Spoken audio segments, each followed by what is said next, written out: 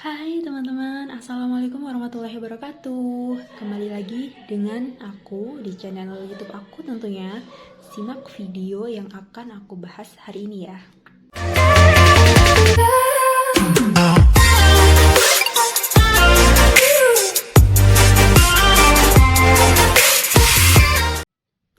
Halo, kembali lagi nih di channel YouTube aku. Perkenalkan, sebelumnya nama aku adalah Usman Hasanah. Aku adalah mahasiswi jurusan kimia di Universitas Islam Negeri Maulana Malik Ibrahim Malang. Di video kali ini, aku akan membahas tentang analisis kualitas TSP dan PB dalam ruang pada perparkiran basement dan upper ground, studi kasus Mall 10 Semarang. Topik-topik yang akan dibahas di video kali ini adalah latar belakang, tujuan pustaka, metode penelitian, dan juga pembahasan. Simak ya. Nah teman-teman, sebelumnya aku mau ngebahas dulu nih tentang pencemaran udara. Jadi pencemaran udara terutama di kota-kota besar itu telah menyebabkan turunnya kualitas udara sehingga mengganggu kenyamanan lingkungan. Bahkan telah menyebabkan terjadinya gangguan kesehatan. Nah, lalu lintas kendaraan bermotor yang cukup padat itu dapat mempengaruhi kualitas udara juga. Kepadatan lalu lintas kendaraan yang tidak hanya terjadi di jalan raya tetapi juga dapat terjadi di tempat parkir kendaraan karena pengguna kendaraan bermotor yang terus meningkat yang akhirnya mempengaruhi kualitas udara tempat parkir.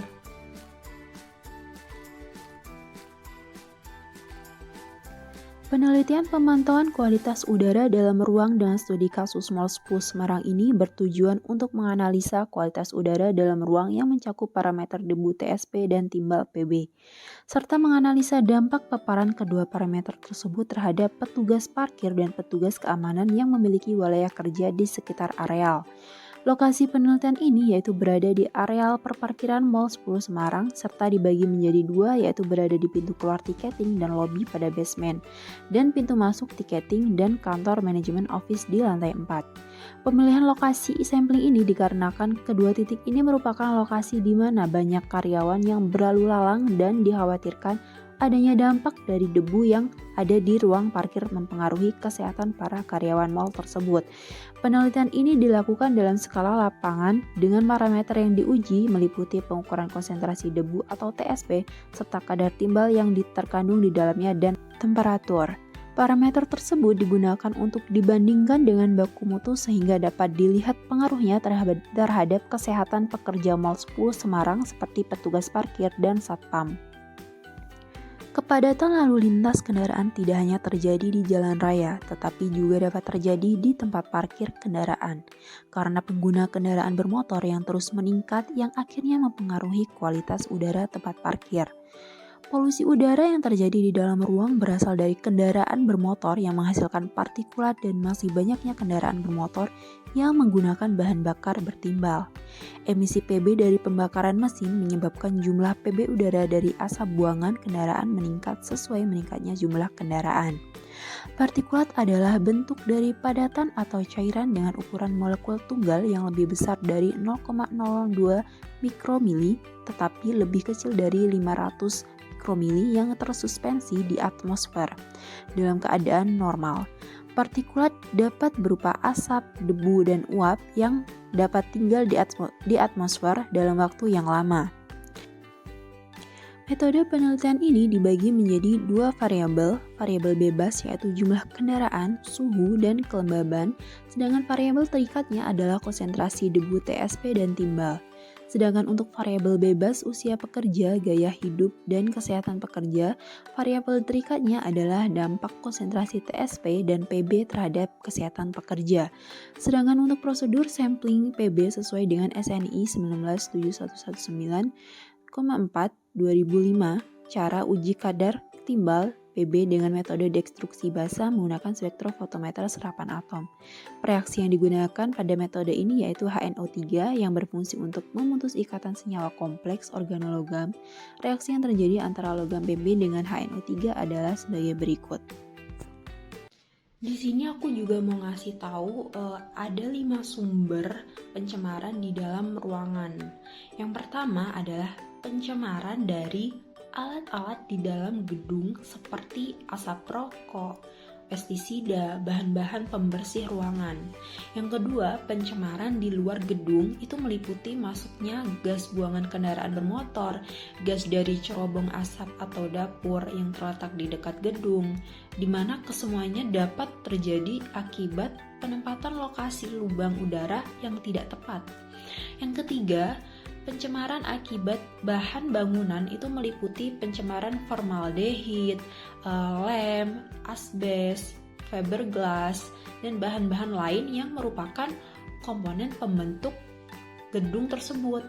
Yang keempat, itu ada pencemaran akibat mikroba, dapat berupa bakteri, jamur, protozoa, dan produk mikroba lainnya yang dapat ditemukan di saluran udara dan alat pendingin beserta seluruh sistemnya. Yang terakhir, yang kelima, itu gangguan ventilasi berupa kurangnya udara segar yang masuk serta buruknya distribusi udara dan kurangnya perawatan sistem ventilasi udara. Nah, untuk metode penelitiannya itu sendiri itu ada 3 tahapan teman-teman. Yang pertama, penentuan titik sampling. Yang kedua, preparasi sampel. Dan yang ketiga, pengambilan sampel. Untuk yang penentuan titik sampling itu sendiri itu dilakukan di pusat perbelanjaan Mall 10 Semarang. Tepatnya itu di areal parkir basement dan areal parkir upper ground lantai 4. Nah, titik samplingnya itu tiap lantainya itu dibagi menjadi 2. Yang pertama di loket karcis dan di lobi untuk di basement. Dan yang kedua itu di pintu masuk manajemen office pada lantai 4. Untuk preparasi sampel, itu metode HVAS mengacu pada SNI 1971-19-3-2005. Tahapan yang dilakukan adalah pertama filter TSP dan PB diberi kode sebelum digunakan. Yang kedua, kemudian filter ditimbang dengan menggunakan timbangan analitik sebanyak 3 kali sampai diperoleh berat filter awal konstan, yaitu W1. Filter dimasukkan ke dalam wadah plastik selama transportasi ke lapangan. Yang ketiga, filter TSP dan PB yang telah ditimbang itu diletakkan ke dalam filter holder, lalu dicatat kode contoh uji, lokasi sampling, nomor filter, waktu, suhu, rata-rata, dan laju alirnya atau Q1, kemudian disimpan dalam desikator. Yang ketiga adalah pengambilan sampel. Pengambilan sampel ini dilakukan dengan laju alir 1.200 liter per menit. Dicatat kembali waktu akhir atau jam, suhu rata-rata sampling dan laju alir setelah sampling atau Q2. Setelah selesai sampling dan dicatat filter bersama partikel di dalamnya dilipat, dipindahkan secara hati-hati ke dalam plastik dan disimpan dalam desikator. Kemudian ditimbang kembali menggunakan timbangan analitik sampai diperoleh berat filter akhir konstan W2, lalu ditimbang konsentrasi TSP dan PB dengan menggunakan rumus. Aku juga mau ngasih diagram alir dari pengambilan sampel udara ini. Yang pertama itu pengambilan sampelnya itu ada pengambilan data primer dan juga pengambilan data sekunder. Untuk pengambilan data primernya itu sendiri, yang pertama itu ada pengambilan sampel total suspended particulate atau TSP di areal parkir basement dan areal parkir upper ground. Yang ketiga itu perhitungan kadar logam berat timbal PB dalam total suspended particulate atau TSP. Dan yang terakhir itu analisis resiko logam berat dalam total suspended particulate TSP terhadap kesehatan. Namun di pengambilan data primer ini juga nanti ada pengambilan data responden dengan kuesioner. Nah, untuk pengambilan data sekundernya itu sendiri, itu ada jumlah petugas parkir dan satpam. Itu juga sama, ada pengambilan data responden dengan kuesioner, dan yang terakhir itu analisis resiko logam berat dalam total suspended particulate SP terhadap kesehatan. Nah, untuk perhitungannya sendiri itu aku mengambil salah satu contoh perhitungannya dengan mencari laju alir pada kondisi standar. Rumusnya adalah QS sama dengan Q0 dalam kurung TS dikali P0 pangkat setengah per T0 dikali PS. Q0 di sini adalah laju alir volume ujinya atau volume awalnya, kemudian TS di sini adalah temperatur standar, PO adalah tekanan barometrik, yang kemudian T0 adalah temperatur absolut dan PS adalah tekanan barometrik standar. Nah, kemudian Q0-nya ini diketahui sebesar 0,578, TS-nya 298 dikali 756 pangkat setengah per 273 ditambah 27,5 dikali 760. Kemudian di sini dihasilkan laju alir volume pada kondisi standar sebesar 0,574 nanometer kubik. Sehingga nantinya dapat dicari konsentrasi massa partikel tersuspensinya sebesar 323,351 mikrogram per nanometer.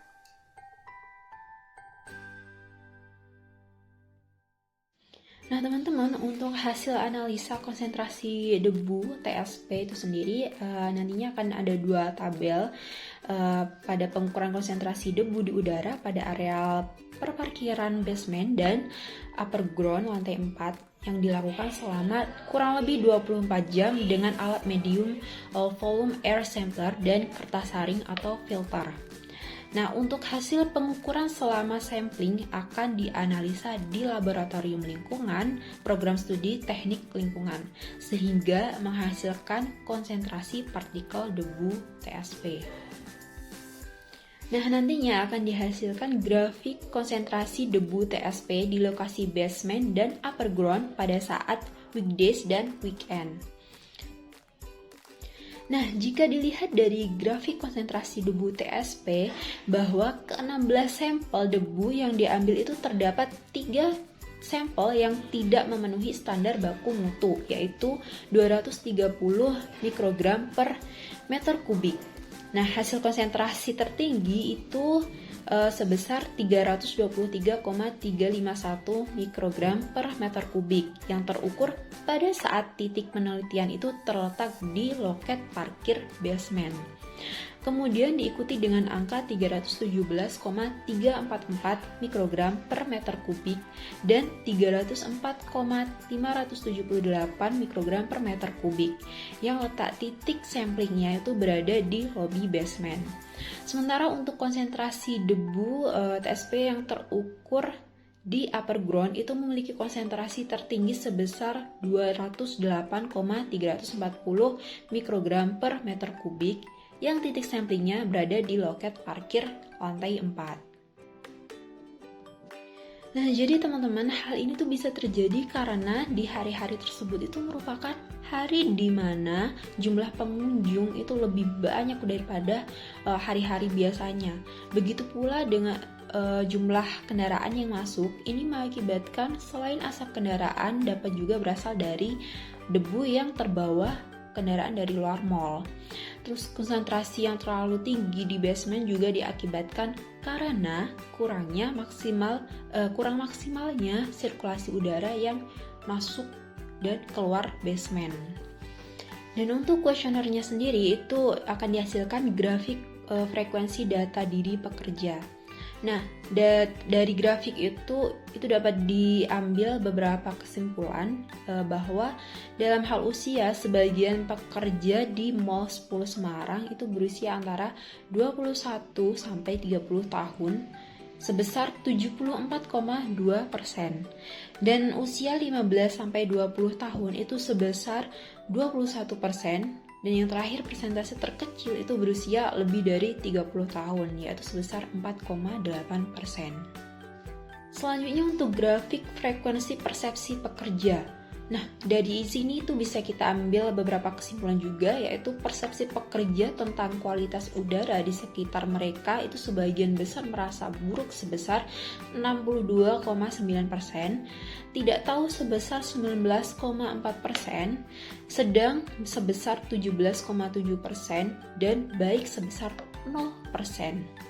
Karena pekerja telah terbiasa dengan kondisi udara di sekitar area parkir tersebut, sehingga daya tahan tubuhnya mereka itu lebih kuat terhadap polutan yang masuk ke dalam tubuh mereka. Dalam hal lain, mereka tuh sudah kebal terhadap polutan itu sendiri.